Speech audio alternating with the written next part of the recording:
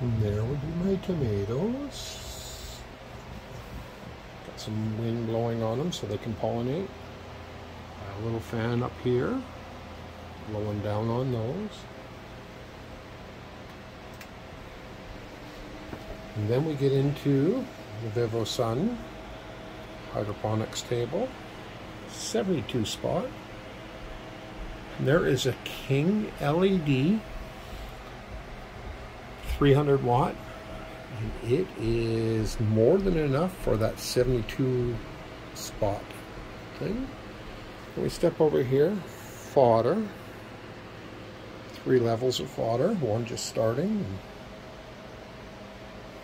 just pumps up, drains down. And then we go up here, I have the exhaust fan venting outside, some timers, and humidity is down in here. Normally it's in the mid 40s.